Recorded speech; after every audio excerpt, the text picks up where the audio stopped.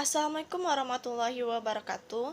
Kami dari kelompok 6 yang beranggotakan saya sendiri Nadila Rahayu Putri, Messi Sylvia Helmaini, Risma Izza Saraswani, Rizda Akira Henur, dan Yolanda Aryan Febri.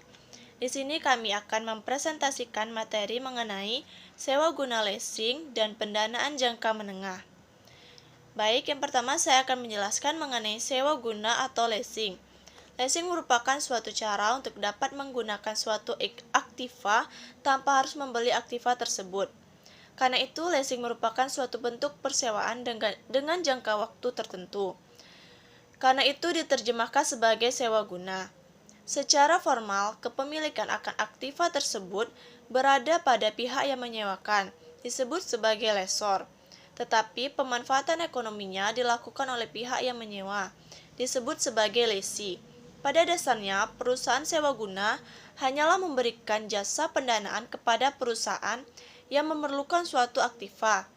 Dengan demikian, apabila suatu perusahaan memerlukan suatu mesin tertentu, maka resminya perusahaan sewa guna membeli mesin tersebut dan kemudian menyewakannya kepada perusahaan tersebut.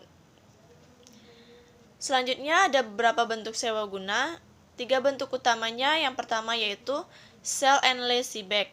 Dalam perusahaan ini, perusahaan seolah-olah menjual aktiva yang telah dimilikinya kepada perusahaan sewa guna. Karena itu memperoleh cash inflow dan kemudian menyewakannya kembali dari perusahaan tersebut. Yang kedua yaitu direct leasing. Dalam bentuk ini, perusahaan menyewa aktiva yang sebelumnya tidak memiliki pemilik. Yang ketiga yaitu leverage leasing. Bagi perusahaan menyewa, bentuk ini tidak berbeda dengan direct leasing. Baik, selanjutnya akan dijelaskan oleh teman-teman saya. Perlakuan akuntansi dan pajak. Analisis ekonomi pendanaan dengan menggunakan fasilitas sewa guna tidak bisa dilepaskan dari peraturan perpajakan yang dikarenakan atas lessor maupun lessee. Umumnya, peraturan perpajakan yang diberlakukan adalah bahwa pembayaran sewa oleh lessee merupakan komponen biaya dan karenanya dapat dipergunakan untuk mengurangi pajak. Sedangkan bagi lessor, karena aktiva tersebut merupakan milik mereka, maka penyusutan dapat dipergunakan oleh lessor untuk mengurangi beban pajak penghasilan mereka. Analisis pendanaan dengan sewa guna. Sewa guna hendak diperlakukan sebagai suatu alternatif pendanaan. Analisis dilakukan dengan cara membandingkan dengan alternatif pendanaan lain, yaitu hutang atau debt financing. Sekilas, nampak bahwa pemilihan alternatif hutang akan mengakibatkan cash outflow yang lebih besar setiap tahunnya.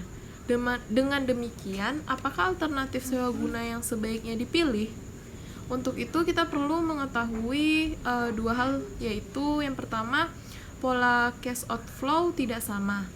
Pemilihan alternatif sewa guna akan mengakibatkan pengeluaran kas pada awal tahun, sedangkan hutang pada akhir tahun. Nah, yang kedua dengan menggunakan hutang. Baiklah, saya Yolanda dan Febri akan melanjutkan penjelasan dari Rizda, yaitu pendanaan jangka menengah lainnya. Sumber dan pendanaan jangka menengah yang utama adalah term loans dan leasing atau sewa guna.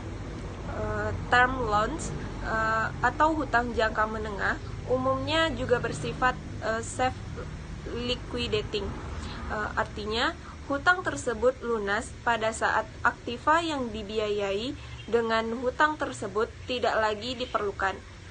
Meskipun demikian, jenis hutang ini juga dapat dipergunakan untuk memenuhi kebutuhan dana yang lebih bersifat permanen atau sebagai pendanaan sementara sambil menunggu pendanaan jangka panjang atau bridging finance. Term loans umumnya mempunyai 3 karakteristik umum, yaitu yang pertama, mempunyai jangka waktu antara 1 sampai dengan 5 tahun, meskipun kadang-kadang ada yang mencapai 10 tahun di Amerika Serikat. Yang kedua, dilunasi secara berkala, mungkin triwulanan, semesteran, atau tahunan.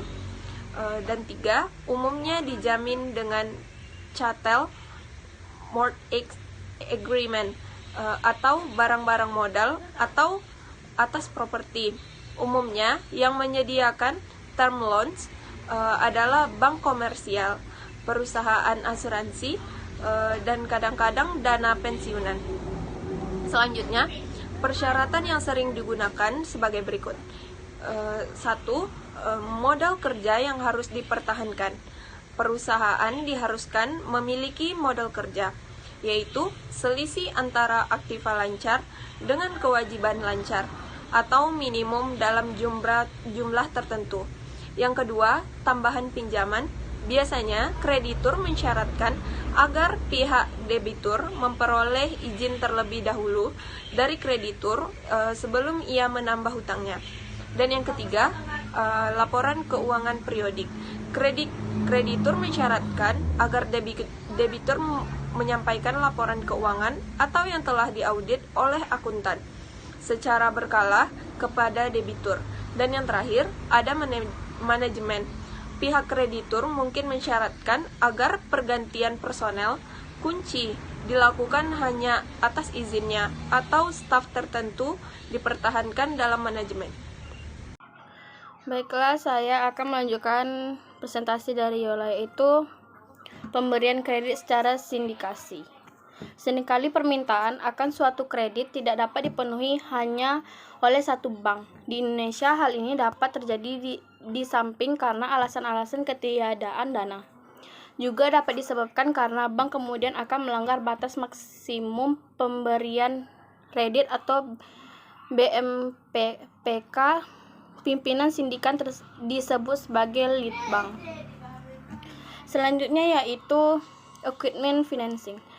Term loan sering dipergunakan untuk membiayai pembelian peralatan tertentu bank komersial. Perusahaan pembiayaan dan penjualan peralatan tersebut sering menjadi sumber term loan tersebut.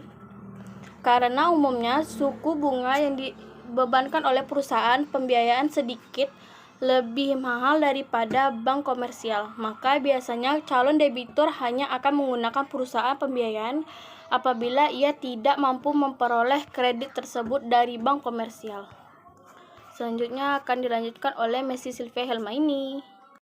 Assalamualaikum warahmatullahi wabarakatuh. Saya Messi Sylvia Helmaini akan melanjutkan presentasinya tentang kredit dalam valuta asing. Perusahaan yang memerlukan dana juga bisa memperoleh kredit bukan dalam mata uang setempat, tetapi dalam bentuk valuta asing atau falas.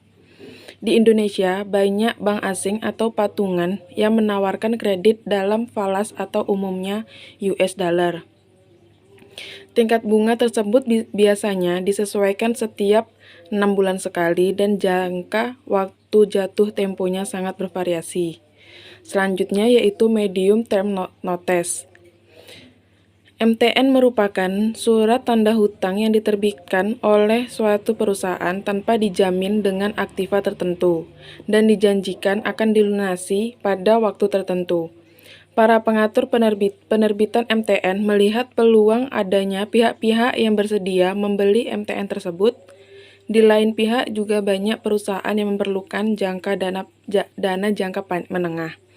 Di samping itu, karena jangka waktu lebih lama dari 270 hari, maka penerbitan instrumen keuangan tersebut tidak terkena peraturan yang berlaku bagi CP.